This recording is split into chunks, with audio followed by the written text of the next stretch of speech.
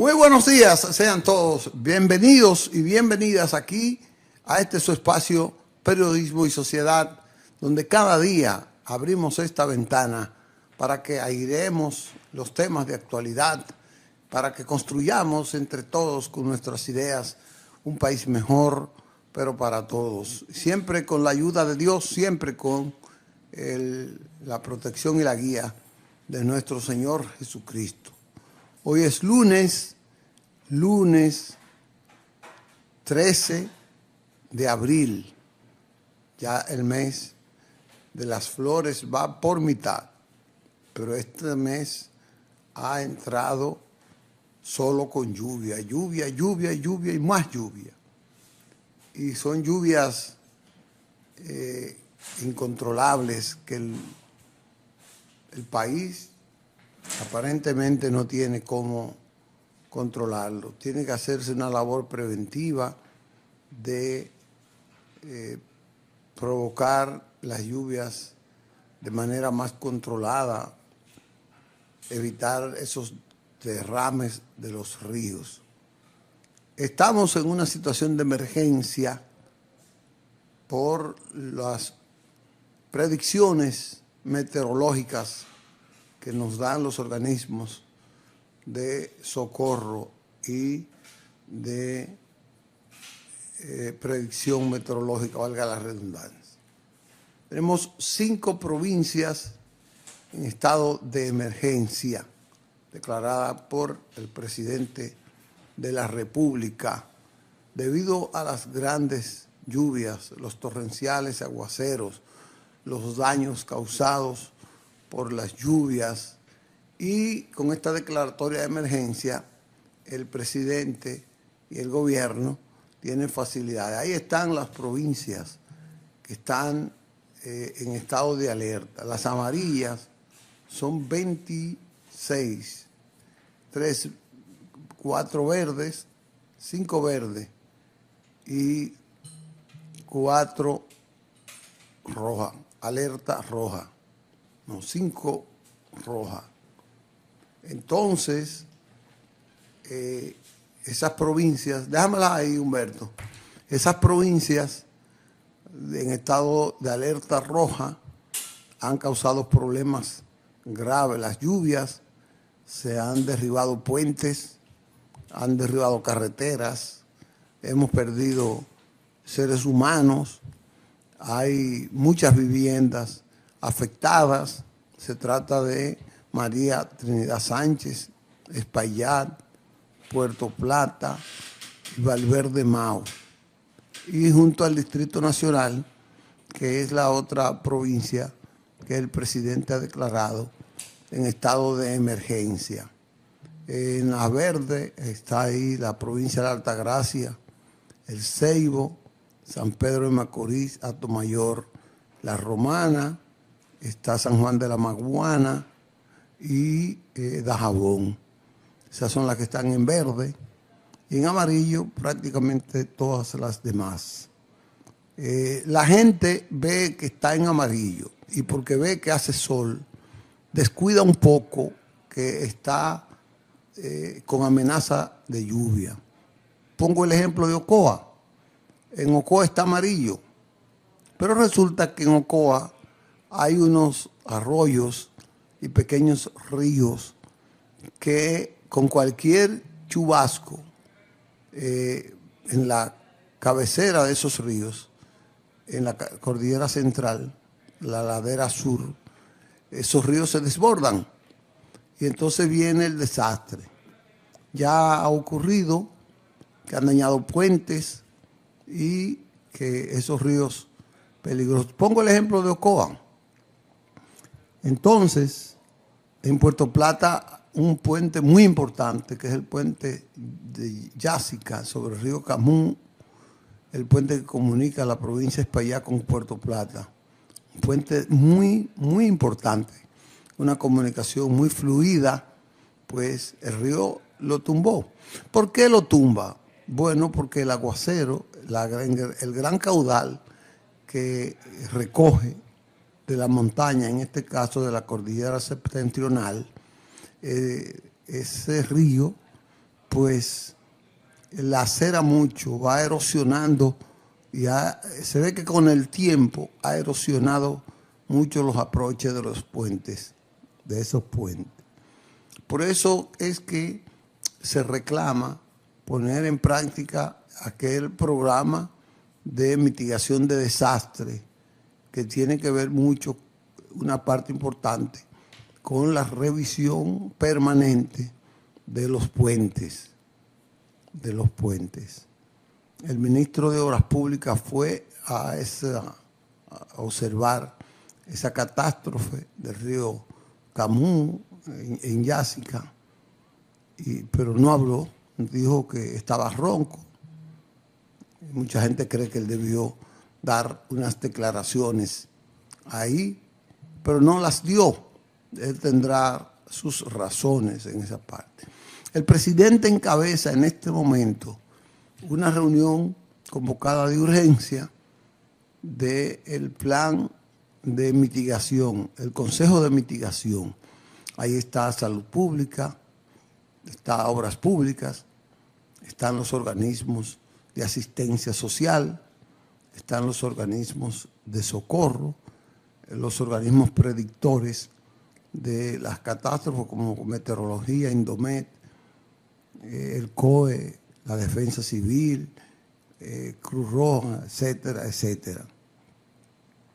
Entonces, eso implica que el presidente le está dando el frente de una manera responsable, atenta, rápida, para que la población esté segura de eso. Ha dispuesto la atención de que todos los organismos de socorro estén en la zona más vulnerable en Puerto Plata. Puerto Plata es un caso especial, porque la alta pluviometría de Puerto Plata, eso hace una zona vulnerable casi permanentemente. Puerto Plata llueve mucho, demasiado. Entonces, es una zona que amerita una revisión permanente de sus puentes. Nosotros recordamos fue un dolor de cabeza, el puente que comunica por el río Camus, comunica a Puerto Plata con Luperón, donde está la única conexión que tenía el aeropuerto Gregorio Luperón allá. Se pudo hacer un puente y hacerle otra vía alternativa en esa parte. En Montellano se derrumbó el hospital, una parte del hospital, y ahora han tenido los organismos de socorro que construir un hospital alterno para poder darle asistencia a todas estas cosas. Yo quiero decirle que en Puerto Plata se ha invertido mucho dinero en los últimos años, mucho dinero, pero todavía falta más. Y eso el presidente lo tiene pendiente, esa parte. En Inver ha creado muchos problemas, según me dijo doña Fátima, que es una trabajadora comunitaria de Inver. La llamé para que me dijera cómo está. Me dice, ay, mi hijo, aquí estamos con la mano agarrada de Dios, que es el único que nos puede salvar, porque ahí todos los ríos se han desbordado. Las cañadas, que tenía mucho tiempo que no veían una gota de agua, se han desbordado. Y usted sabe que Inver está en una especie de ladera, es como en una loma, pero que está muy inclinada ahí, y está a ambos lados de la cordillera septentrional. Tiene muchos ríos, río Artibonico, Baja Bonico, es un río bastante fuerte, bastante notable. Es decir que vamos a seguir esperando.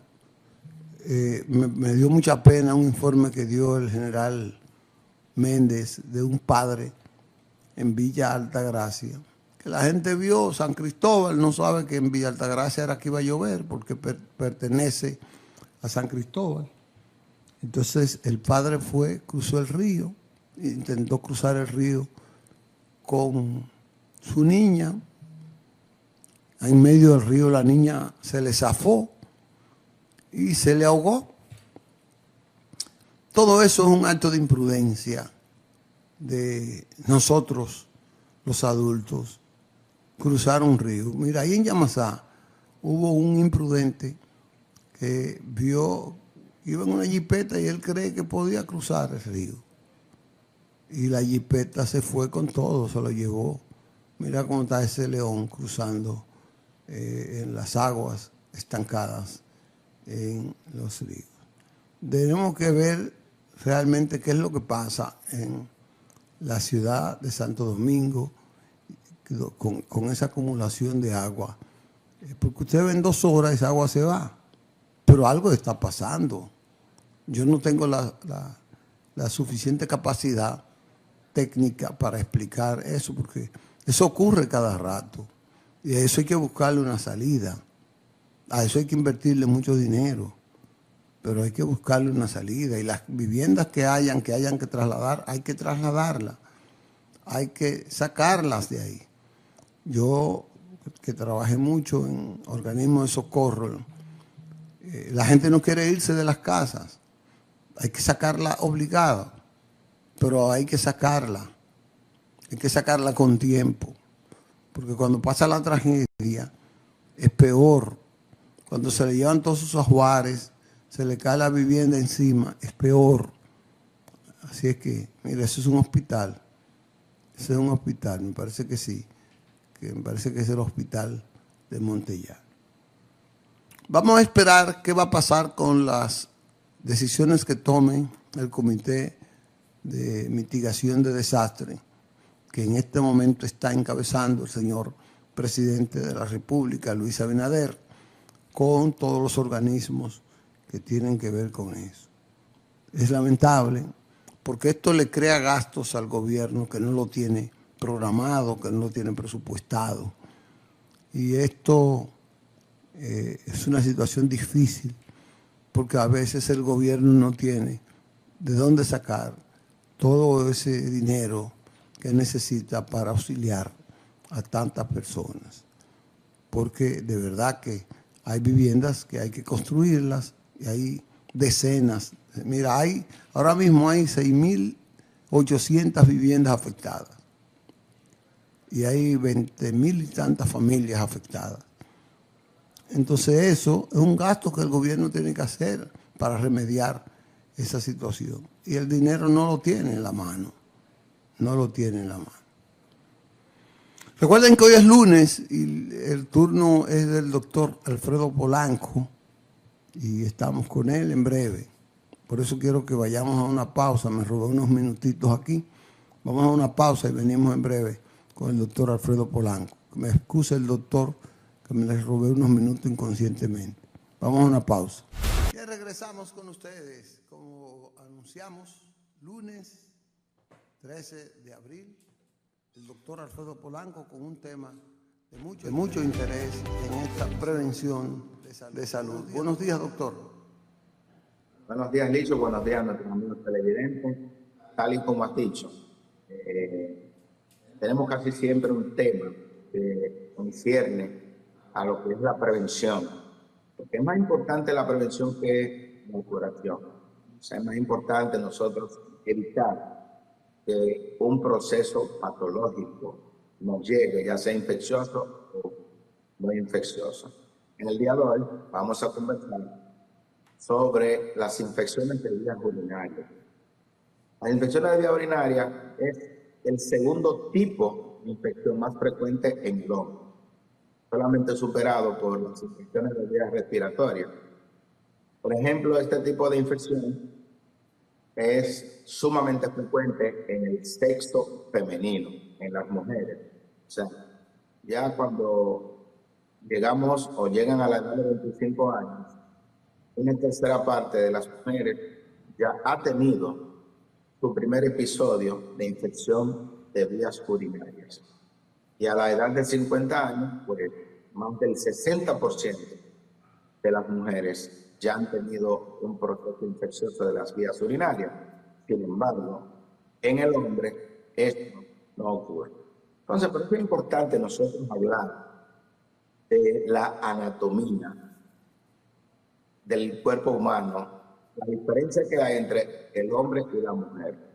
Ambos tenemos dos riñones, dos tubos, que son los que conducen la orina que producen los riñones, hacia la vejiga. Eso es igual en el hombre y en la mujer.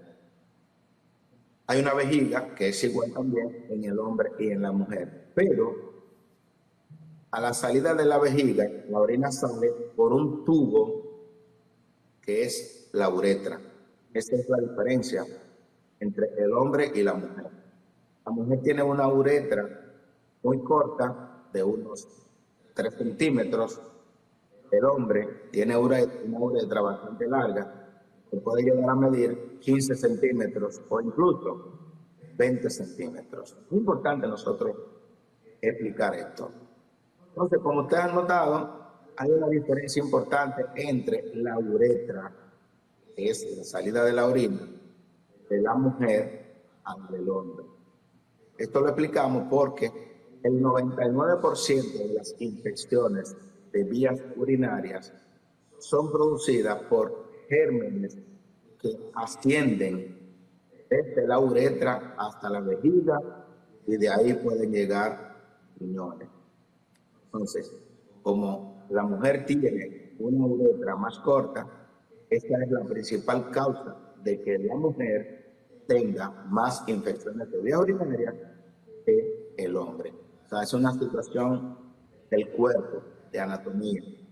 Que el cuerpo del hombre fue hecho en efectivo con una barrera más importante que la mujer, sí, es cierto, en ese sentido. Entonces, con respecto a las bacterias, nuestro cuerpo está lleno de microorganismos.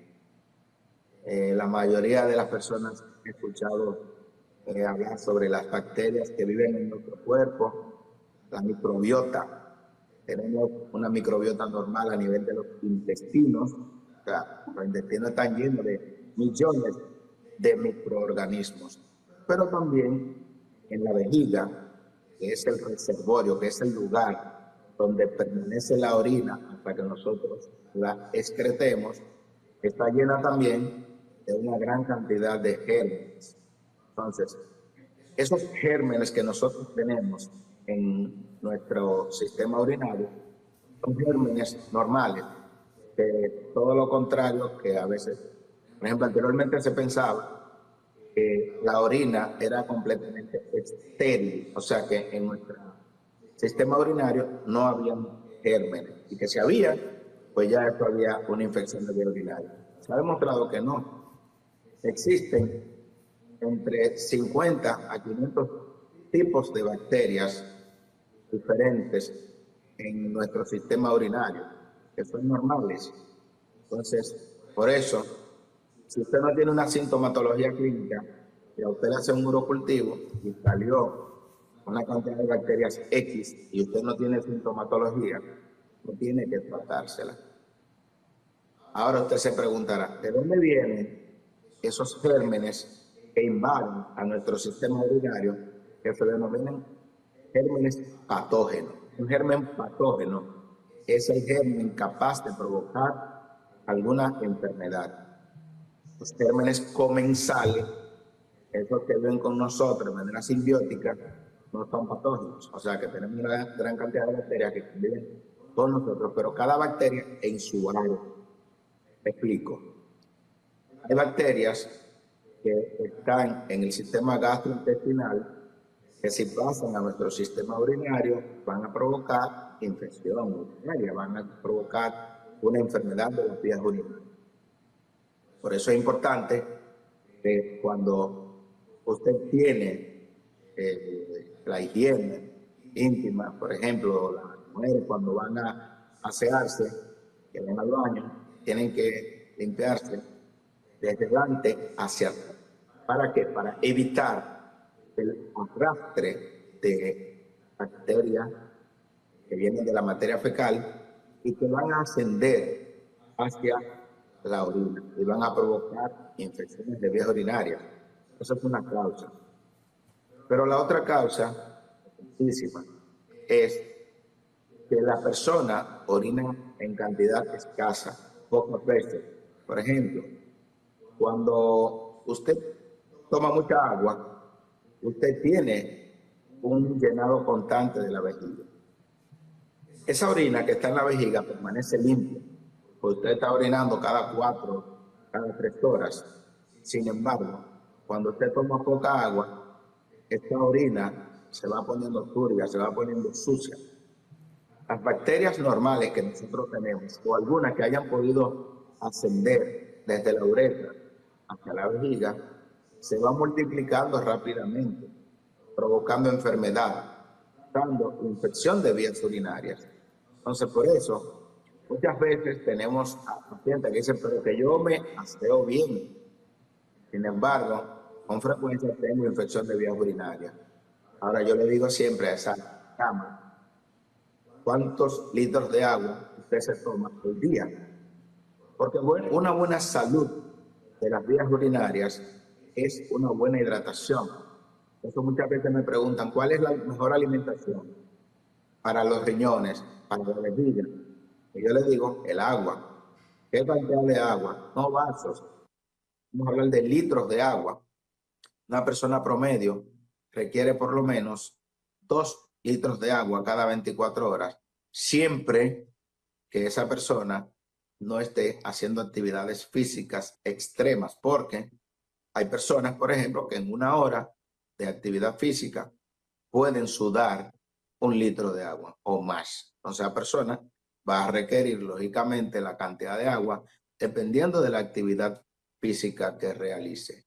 En la medida en que tomamos agua, nosotros vamos limpiando nuestro sistema urinario, nuestra vejiga.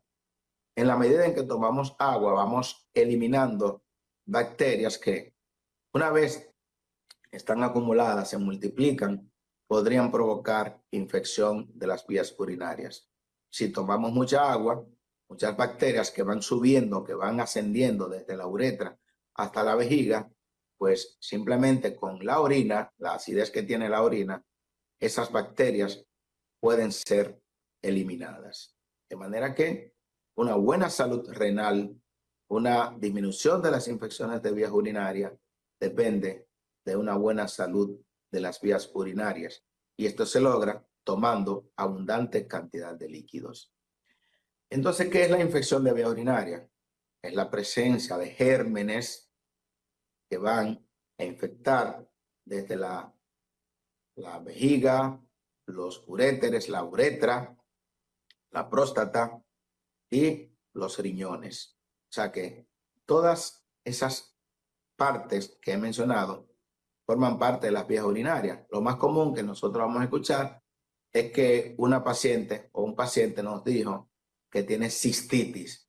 La cistitis es la inflamación por infección de la vejiga. ¿Cuáles son las manifestaciones clínicas que va a tener ese paciente con infección de vías urinarias? Bueno, va a tener urgencia o frecuencia en ir a orinar. El paciente a cada rato quiere estar orinando, no termina de orinar y ya le dio deseos de orinar. Entonces el paciente va a tener también picazón o ardor al orinar. Va a tener frecuencia, urgencia. El paciente muchas veces se le sale la orina antes de llegar al baño. Esas son las principales sintomatologías clínicas de que un paciente tenga una infección de vía urinaria baja o denominada cistitis. En el hombre, por ejemplo, ya generalmente después de los 50 años, puede tener infección de la próstata, que es parte de las vías urinarias y es lo que se le llama prostatitis. Ese paciente va a tener esas manifestaciones clínicas que mencionamos anteriormente. Pero además, la próstata es una glándula que cuando se infecta, pues se le llama infección de vía urinaria complicada. puede desencadenar en una infección generalizada. Entonces, por eso ese paciente que tiene infección de la próstata va a tener, además de lo que mencionamos anteriormente, va a tener fiebre con escalofríos, va a tener malestar general, puede tener náuseas.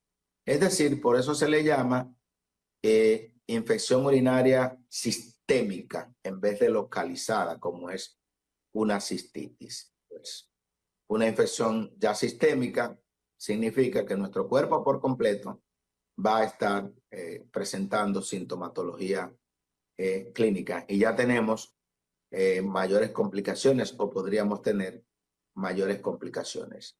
En cualquiera de los dos, hombre o mujer, esa infección de vías urinarias puede ascender a las vías urinarias altas como son los riñones. Y entonces, en este caso, un paciente que lo que tenía era una cistitis, una infección urinaria localizada, pues puede tener lo que se llama una pielonefritis. ¿Qué es eso? Una pielonefritis es cuando esa infección de vías urinarias ascendió a los riñones. Entonces ya aquí tenemos una complicación importante que amerita en la mayoría de los casos que el paciente tenga que ser ingresado. El paciente puede tener náuseas, vómitos, malestar general. Incluso este paciente que tiene una pielonefritis podría confundirse con una neumonía. ¿Qué vamos a hacer con este paciente? El paciente que tiene la sintomatología clínica de disuria, dolor abdominal, urgencia miccional, es importante que no se automedique. Muchas veces hay tendencia a coger la medicación que le ha sobrado a otra persona de la familia o, como ocurre en nuestro país, tenemos 12 o 13 millones de médicos, cada quien te indica algo, pero ese que te recetó un antibiótico posiblemente está peor que tú, no le hagas caso. Es importante que acuda a donde un facultativo, un médico. ¿Qué va a hacer ese médico? Si es el primer episodio de infección de vía urinaria, pues te puede dar un antibiótico empírico. Digo empírico porque no te ha hecho un urocultivo, pero te hizo un examen de orina. En el examen de orina vamos a encontrar que el paciente tiene glóbulos blancos por encima de lo normal en el examen de orina, bacterias abundantes, y ya con eso nosotros podemos iniciar un antibiótico atendiendo a el interrogatorio que te hayamos hecho. Por ejemplo, si un paciente que no está acostumbrado o no usa antibióticos para nada, pues eso es lo mejor porque ese paciente posiblemente no tenga resistencia microbiana. Sin embargo, si es un paciente que con frecuencia está usando antibióticos, porque recuérdense que muchos pacientes le duele, qué sé yo, cualquier dolor que tiene, están usando un antibiótico como si los antibióticos fueran analgésicos o calmantes. Los antibióticos no tienen la capacidad de quitarte el dolor. Los antibióticos tienen la capacidad de matar o atenuar bacterias. Por eso es importante que no uses antibióticos automedicados, sino espera que el médico te ponga el tratamiento. Te determinaron que tiene una cistitis, pues hay tratamiento de una sola dosis de antibiótico y con eso es suficiente dependiendo de las comorbilidades que tenga el paciente. Por ejemplo, no es lo mismo una infección de vías urinarias en un paciente diabético que tiene el sistema inmunológico deprimido que un paciente no diabético. No es lo mismo que un paciente con VIH, por ejemplo, que su sistema está muy deprimido. De manera que es importante usted esperar la indicación de su médico de cabecera. En el caso de las pielonefritis o prostatitis, o sea, infección de la próstata o infección de los riñones, es importante que usted sepa que el tratamiento es mucho más largo. Ese paciente que tiene una pielonefritis requeriría un tratamiento que debe de ser de 7 a 14 días o más. Igual, el paciente que tiene una prostatitis, el tratamiento puede ser de 4 semanas. O sea, por eso es importante, señores, no automedicarse. Que nosotros como médicos, cuando te hagamos el diagnóstico de la enfermedad, vamos a tener el tratamiento dependiendo de los protocolos dependiendo de las indicaciones. Entonces es importante por eso que nosotros seamos quienes evaluemos al paciente. En los casos en que el paciente haya tenido varios episodios de infección de vías urinarias, es pertinente hacer un urocultivo. Ese urocultivo debemos saber interpretarlo. Debemos de ver cuál es el antibiótico más recomendado para un caso en particular y determinaremos el tiempo de tratamiento. O sea que es importante nosotros indicar eso. Con respecto a los medicamentos coadyuvantes, lo más importante, conjuntamente con el antibiótico, es una alta dosis de agua. ¿Por qué el agua? Porque mediante el agua vamos a poder eliminar esa gran cantidad de bacterias cada vez que el paciente orina. También, si el paciente tiene un pH de la orina muy ácido, es importante alcalinizar el pH de la orina. Es decir, hay bacterias que se desarrollan bastante bien en un pH ácido.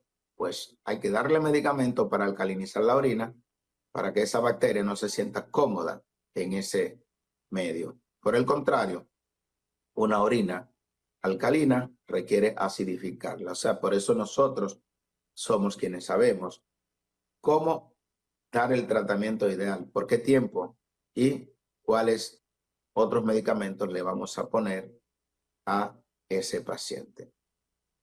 Tenemos el caso de infecciones de vía urinaria o bacteriurias asintomáticas. ¿Qué es eso?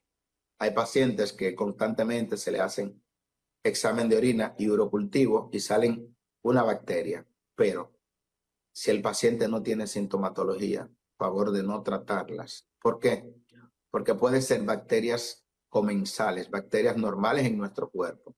Y entonces, cada vez que damos antibióticos, estamos provocando resistencia a cualquier tipo de bacteria maligna que tengamos. Entonces, por favor, es una recomendación importante.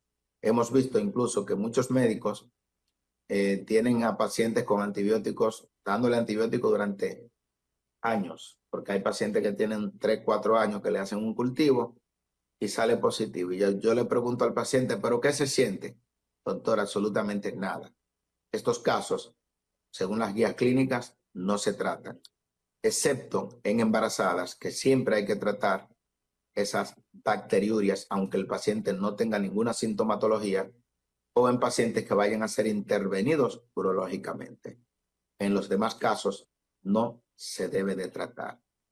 Es importante también que ustedes sepan que los pacientes que tienen sonda vesical siempre van a tener bacterias en la orina, pero eso no significa que hay que tratarlas si el paciente no tiene ninguna sintomatología. ¿Por qué? Después que un paciente tiene ya 10 días con una sonda, son pacientes que tienen sonda vesical permanente, siempre que le hagamos un examen de orina, van a estar presentes las bacterias. Entonces no hay que tratarla porque entonces tendríamos que estar dándole antibiótico a un paciente mientras tenga la sonda. Y hay pacientes que tienen sonda de por vida. Si no tienen sintomatología clínica, pues ese tipo de bacteriuria significativa no deben de tratarse. Prevención, ya dijimos anteriormente, lo más importante es tomar grandes volúmenes de agua. Lo más importante es no automedicarse y con eso usted posiblemente va a evitar tener con frecuencia infección de las vías urinarias. Muchas gracias, Licho, y cualquier pregunta estamos en la mejor disponibilidad. Doctor, cuando esas infecciones muestran algún nivel de fiebre, la gente entonces se trata con medicamentos caseros y cosas así, o con automedicación farmacéutica. ¿Qué usted recomienda eso? La fiebre es un aviso. La fiebre nos está diciendo que nuestro cuerpo no está bien, que hay algo que nosotros debemos de tratar, que hay alguna infección. Entonces, si el paciente tiene fiebre, de hecho, no debe de esperar a tener fiebre para ir al médico, porque la primera sintomatología que el paciente tiene cuando tiene infección de vía urinaria es ardor al orinar, urgencia al orinar, todo eso, ya vaya al médico. Cuando tiene fiebre, ya el proceso infeccioso va muy avanzado. Hay que hacerle puro cultivo, hemocultivo, y lo más seguro para este paciente, en la mayoría de los casos, es que se ingrese, porque tiene una infección de vía urinaria, como se le llama, sistémica o generalizada. Nunca automedicarse, pues podría empeorar el cuadro, porque usted se tomó un antibiótico hoy, se tomó un acetaminofén, atenuó el cuadro clínico, y entonces va a surgir en 2 o 3 días peor el cuadro. Doctor, tenemos una pregunta en el aire. Escúchela. A ver. Ya, podemos hacer la pregunta al doctor. Sí, puede. Doctor, buenos días. Yo quiero Saludos. aclararle una duda a las personas que regularmente entienden que porque pasan mucho tiempo sentados, porque se sientan en un asiento caliente, porque conducen, son conductores y el día entero pues están en un vehículo conduciendo, que eso le ocasiona infección de vía urinaria. Generalmente se detienen en la farmacia, compran un medicamento de estos que venden de venta libre para vía urinaria, y ellos entienden que con 2 pastillitas se toman y recurrentemente hacen eso, que porque eso le ocasiona infección urinaria. Yo quiero que usted me aclare eso para el público, sobre todo eso, que la gente dice, si me senté en un asiento caliente, sí, se pasa todo el tiempo conduciendo, siempre está caliente el asiento, que eso da infección de vía urinaria. El popular de la gente dice eso. Muchas gracias. Escuchen el aire. Bien, excelente pregunta. Eso es un mito. Un mito es algo que no es real. O sea, por el hecho de que usted esté conduciendo durante 12 horas, por ejemplo, en Estados Unidos hay camioneros que duran 3 días, 4 días, una semana conduciendo y se detienen a medianoche porque tienen que descansar. Eso no significa que el paciente, porque permanezca mucho tiempo conduciendo, tenga infección de vía urinaria. Pero el hecho de sentarse en un asiento tampoco. Las infecciones que se transmiten por el aire son las infecciones de las vías respiratorias. Las infecciones urinarias es imposible que puedan transmitirse de esta manera. No hay ningún germen, ninguna bacteria que se quede en el asiento y usted se siente porque se haya sentado otra persona, se le transmite. Esto es completamente falso y es importantísimo que las personas que tengan esa creencia, pues, olviden ese hábito de estar automedicándose. Bueno, muchas gracias, doctor. Nos veremos el próximo lunes con otro tema interesante como este. Bueno, si le interesó el programa, las personas pueden repetirlo, pueden enviárselo a sus parientes, a sus familiares, y cualquier intervención, pues estamos en el Centro Médico Vista al Jardín todas las mañanas. Correcto. Lo subiremos a YouTube y recuerden que están en Facebook, en varios Facebook, de manera simultánea y en algunas plataformas digitales. Nos vemos el próximo lunes, doctor. Gracias. Bien, regresamos con ustedes ya a la parte final del programa. Queremos reiterar, según lo ha escrito la doctora Gloria Ceballos, las lluvias se intensifican en la parte norte y noreste del país. Está lloviendo bastante y esto quiere decir mayor precaución porque va a seguir lloviendo. Dice que está la amenaza de lluvia en la parte oriental del país y la parte norte del país. Eso dice la directora de meteorología del Indomet, doña Gloria Ceballos, que es una experta muy importante en los asuntos de meteorología. Así que veremos a ver qué va a pasar con lo que está anunciando doña Gloria en esa parte. No quiero irme sin mencionar lo que está pasando en las elecciones del Perú. Allá no se pudieron comenzar a contar los votos temprano y no se pudo terminar la votación como estaba pautado para ayer domingo. ¿Qué hizo el tribunal, el Jurado Nacional Electoral, que así se llama, que extendió el horario de votación hasta hoy lunes a las 6 de la tarde, es decir, las 18 horas. Según los primeros sondeos, los encabeza la candidata presidencial Keiko Fujimori. Fujimori, hija del ex dictador Alberto Fujimori, y que ha hecho una variación importante en su plataforma política porque se ha anunciado que ha hecho una alianza importante con el presidente Donald Trump y que va a seguir postulados para el Perú, que Donald Trump pues le apoye. Perú es una nación que en los últimos 20 años ha sufrido mucho, su democracia ha languidecido, inclusive ha habido presidentes presos, creo que 5 o 6, hay uno que se suicidó,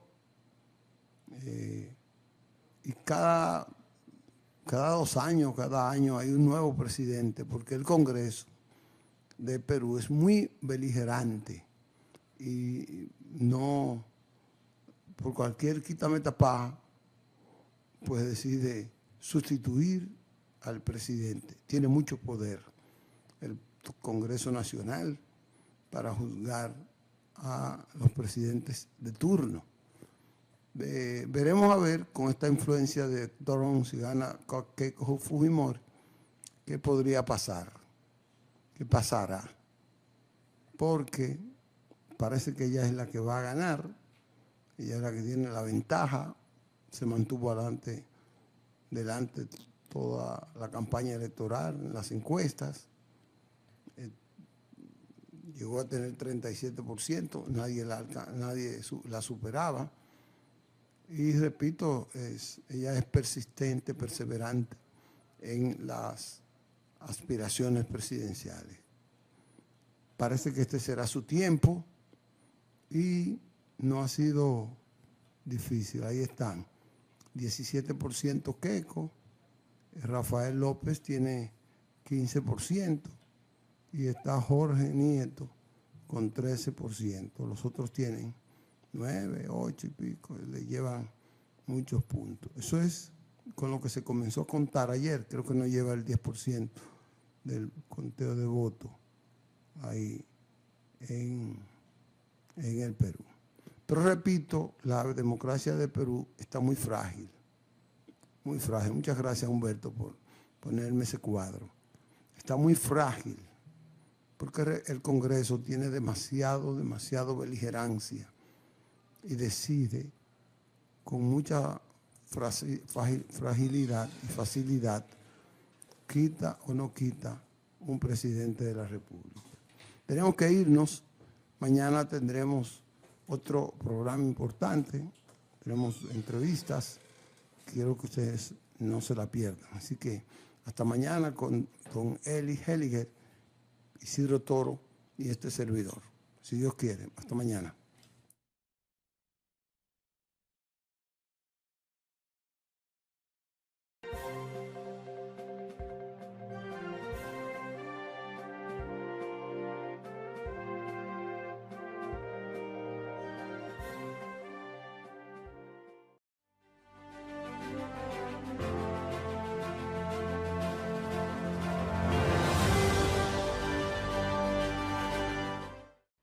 Banreservas, el banco de todos los dominicanos, presenta. Informativo 19. El arzobispo Carlos Tomás Morel Diplán cuestionó la lentitud del proceso judicial por la tragedia del Jet Set y advirtió que la dilación en la administración de justicia está profundizando la indignación y el dolor en la sociedad dominicana. La cantidad de fallecidos, de familias afectadas y de huérfanos ha provocado mucha indignación en el pueblo dominicano porque no se ha hecho la justicia que se esperaba. Ella se me llevó el alma con todo. Ya no tengo... Era mi estilista y más nunca me ha dado deseo ni siquiera a ir al salón. Mercedes Wallis, Cinevisión, Canal 19. Informativo 19. La noticia ahora. Esto es mío, esto es mío. Claro que yo puedo. En mi proyecto somos curiosos, valiente, luchador y soñador. Hay que soñar en grande. y yo sueño con lo más grande. Si hablamos de honestidad, vayan y pregunten. Porque yo soy honesta de verdad. Nunca dejo de pensar en lo demás. Así soy yo. Así soy. Porque yo soy de aquí. De aquí. Y por eso yo soy invencible. Cuando los dominicanos creemos en nosotros mismos, somos invencibles. Lo sabemos porque somos Banreservas, el banco de todos los dominicanos. Con solo invertir 30,000 pesos, generas 20,000 pesos mensuales. Miérquina, pero eso está de todo. ¿Y tú lo estás pensando? ¿Cómo así? Y todavía hay gente que cae en ese gancho, porque eso no es inversión, ese cuento de camino, como diría mami. Si te dice, te harás rico de la noche a la mañana, manito ruede. Él dice que son ganancias garantizadas, según un tipo formal. En las inversiones reales no hay magia, hay reglas. Y Proinversionista te enseña cómo funciona. ¿Por qué no me dijiste antes? Hay un taller gratis todos los meses. Antes de yo sacar $1, yo siempre chequeo quién está autorizado en su registro de la superintendencia. Proinversionista es el departamento de la Superintendencia del Mercado de Valores que atiende tus consultas, quejas y reclamaciones, con educación gratuita para que puedas tomar decisiones financieras informadas. Casi caigo un gancho. Proinversionista. Invierte con confianza.